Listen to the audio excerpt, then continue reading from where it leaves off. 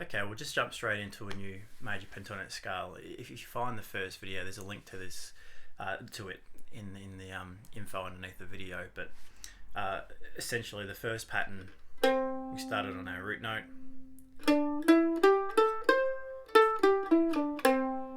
But find my first video on the major pentatonics for the mandolin, and that, I go through that scale shape. So we'll just jump straight into the next one. This next one I really like. It fits really well around a chop chord. So if we've got a D chop chord, there's our D root note on string 2.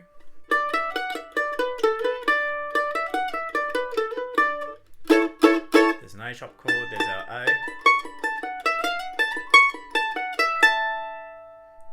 Okay, so I'll run through this nice and slow so you can get your fingers around it. If you go to my website, I do have this sheet with all these pentatonic scales. So this one, the one from the first video, plus a whole bunch more. www.heathjoyce.com. Let's run through this nice and slow. Okay, so let's start in D. So we find a D on string 2 on the A string at fret 5. So we'll start with our first finger.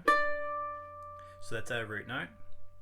So we have 3 notes on this string. We can play first finger on the 5th fret, second finger to the 7th fret, third finger to the 9th fret.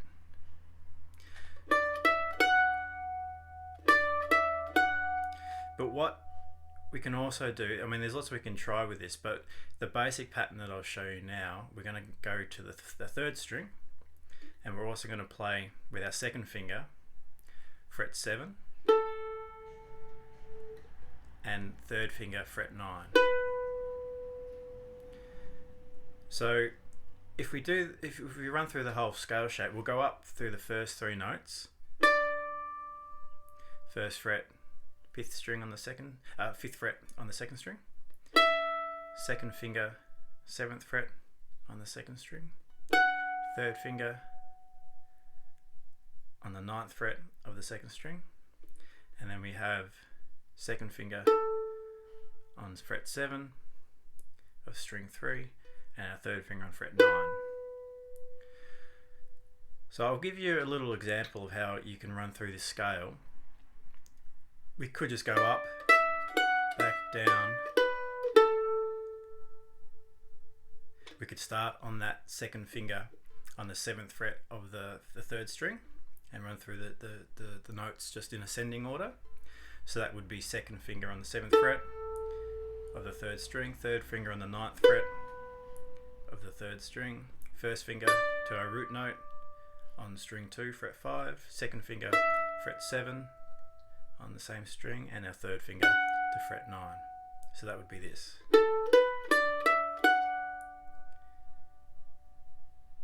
But if you wanted to start on your root note, a nice way of playing or piecing together these notes would be starting on your root note, then we could jump straight down to the 3rd string. Okay.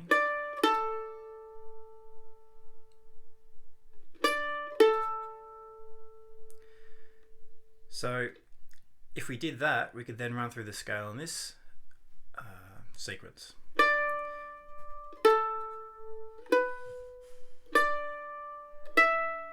A little quicker.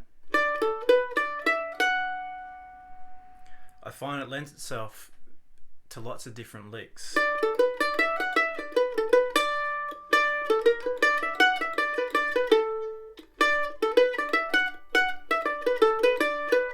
But it fits around the chop chord really well. So if you're chopping away on a D chord and you want to jump to the scale,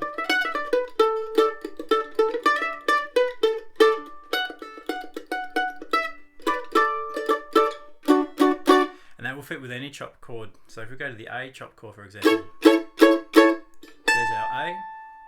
So taking the same scale shape, or over a G.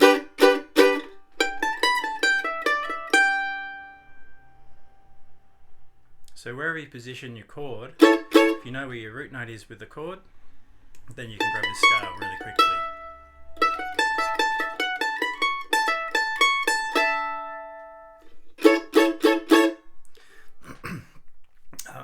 nice kickoff that I like.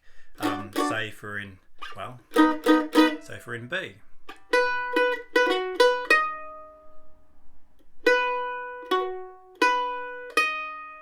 Okay, so that was first finger on our root note to the second finger in the pattern on the third string, back to our first finger, up to the third. That's the kickoff that I play from Rebecca, Herschel Sizemore. So